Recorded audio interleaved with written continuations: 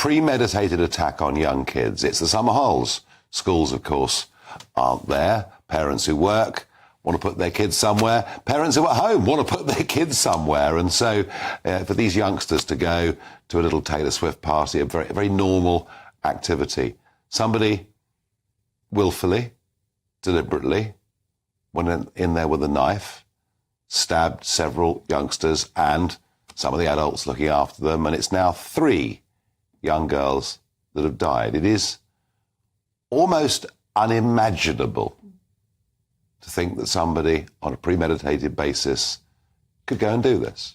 I think it's the most shocking thing that has happened in the country since the Dunblane massacre. I can't think of anything in the intervening years that has shocked people so much, that has led to quite a genuine outpouring of grief on a very, very large scale. TV presenters almost unable to hold back tears. That's how we all feel about this. There are some questions that are unanswered. A Telegraph report said that the man in question had been watched by the authorities. We don't know the truth of that. What we do know is we're told it's a non-terror incident. Indeed, last week, when a lieutenant colonel in Kent in full uniform was stabbed in the street, he's still alive and in a very serious condition. Again, we were told it's a non-terror incident. I'm just asking questions because I'm struck that every time something appalling happens, we're told it's non-terror or it's mental health. There's nothing to worry our little heads about. We will, in the fullness of time, find out more, but given that the perpetrator is 17 years old, we may never find out who this person really is and what his motives were.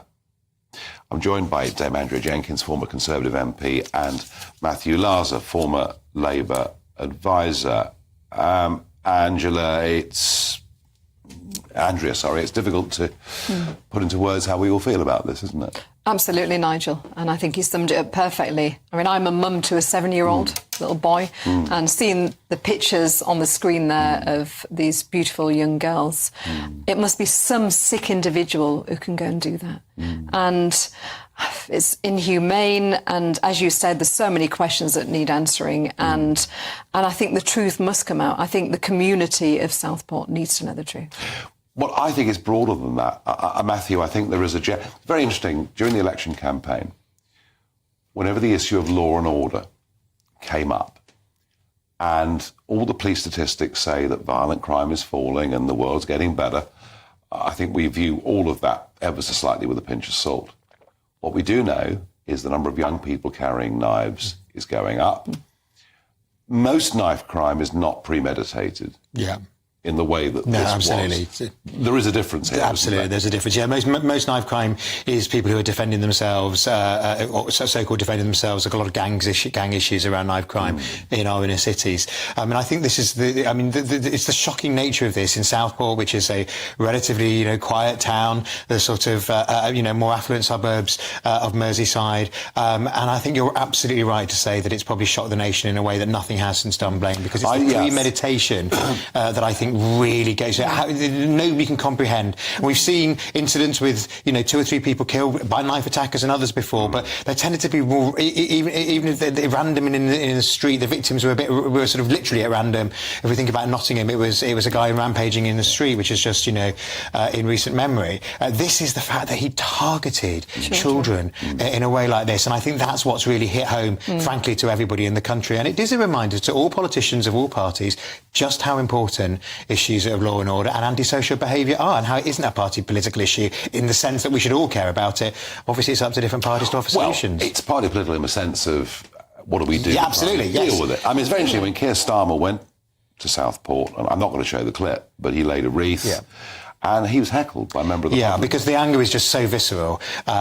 Clearly, people wanted to express that anger, and I think he would understand that, that he's the target because he's the man ultimately in charge. And I think it's important that we do learn the lessons from this, and that nobody on my side of politics wants to, we need to find out exactly what happened, which we will do as the court process goes on, and we need to learn lessons. We need to know. We need to put nothing needs to be brushed under the carpet, however uncomfortable the lessons are. Before I go back to Dame Andrea, let's just see what was said in the House of Commons half an hour ago with the Home Secretary, Yvette Cooper.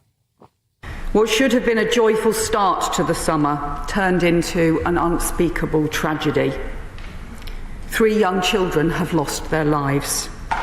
BB King, age 6, Elsie Stankham, age 7, and Alice da Silva Aguiar, age 9. The police have released some words that Alice's family have said. Keep smiling and dancing like you love to do, our princess. 6 other children and 2 adults are being treated still for their injuries in hospital. That was the Home Secretary responding in the House of Commons. Quite emotional words. Yes. Quote from one of the parents. I think everybody wants to know answers, though, don't they? You said there's so many questions there, Nigel. I want to know the background of these individuals, what the motivation was, and also, I want to know how long they've been in the country. I mean, we've seen much of this before. Yeah. In I think there was a lot of speculation online last night. Yes. About who the perpetrator was, what the background was, and I resisted saying anything. No, of course. Until we found out the facts. What we do know is that the parents came from Rwanda. Yes. Were let into the country as refugees at a time, of course, when those horrific massacres were going on between the 2 tribes. They settled in Cardiff. The young man was born in Cardiff and at the age of 6 moved up to the northwest. So we know that he was born in this country of refugee parents.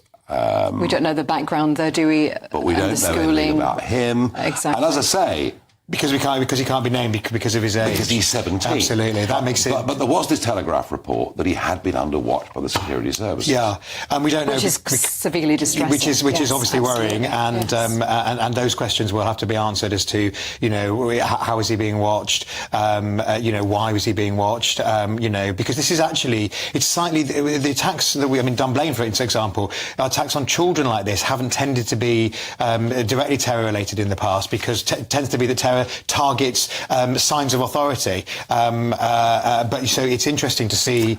Well, it is. I mean, it may well be. I'm not saying it isn't, but I'm just saying it's just we so need to know the answers. Well, Andrea, you've sat there in the Commons through several of these horrific incidents. Nothing as bad as this. No. How should we define terror? We should define terror by anything attack on British civilization.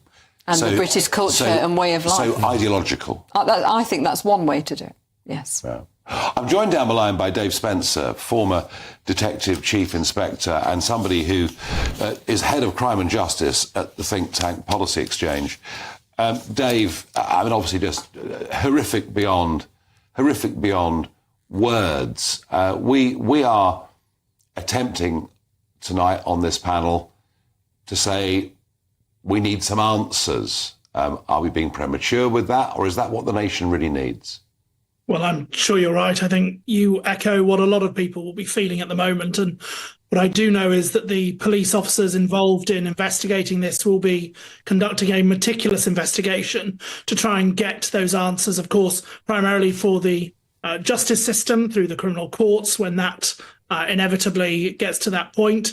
But of course, the family, the local community and everyone will be looking for those answers. And that is what the police will be trying to do. And they will have been working through the night last night. They'll be doing the same again today. And one of my reflections as I think about my former colleagues who will be investigating this horrific incident in Southport is that British policing comes in for a lot of criticism, and certainly has done in the past. But what British policing is genuinely world class at, and I mean genuinely amongst the best in the world, is when these very horrific, very serious incidents happen. This is what British policing really is excellent at. And I have no doubt in my mind that while it may take time, we will get those answers in due course. I don't doubt that, Dave, for one moment. But I remember the incident that took place just over a year ago in Hartlepool. There was a triple murder. There were virtually immediate restrictions put on in terms of what I could say on this programme, what anyone could report. And then it turns out 6 months later, we find out the identity of the perpetrator, which, had that information been released at the time, would have led to considerable outrage in Hartlepool and perhaps even demonstrations on the streets. And I don't know the particulars of this case any more than you do. I just get a general feeling that when these horrendous things happen, we're not quite being told the full truth. It's as if we're almost being protected from ourselves. Yeah, certainly one of the principles that should be at the heart of our justice system is open justice. The public are entitled to know what is happening in our criminal courts, and you're absolutely right to raise that. I think if I can mention one of the other issues as well, you talked about some of and it goes to the openness issue about the sense of increasing crime and actually what the data says and these sorts of things. Certainly, when you look at the crime data, what we see is actually knife crime over the last 10 years has increased substantially. So about 10 years ago, there were about 26,000 offences in a year. The most recent figures are about 50,000. So over the last 10 years, we've seen a substantial increase in knife crime. And, this absolutely needs to be a priority for the new government and for the criminal justice system as a whole. Well, unless we stop and search on the streets at random without fear of being told we're targeting various communities on the basis of their class or ethnicity, we'll never grip this, will we? Well, stop and search. I mean, you are absolutely right. Stop and search is a key part of this, and there are other tactics involved as well. But stop and search has to be right front and centre of the solution to the knife crime epidemic. That goes along with sentencing requirements for those caught carrying knives. It goes with programs called focused deterrence, which is about targeting those who are involved in serious criminality. The reality is that we now have a pretty clear idea about how to tackle knife crime. And there's all sorts of things through enforcement, through prevention, through the criminal justice system. We now actually have a pretty clear idea how to do it. But what we need is a government and a criminal justice system who actually get on with it and do it. Who actually does it. No, I agree. Dave Spencer, thank you for joining us. Now, it was a Taylor Swift party, and Taylor Swift has put out a statement tonight on this, just saying how bitterly she regrets what's been done, and quite right too.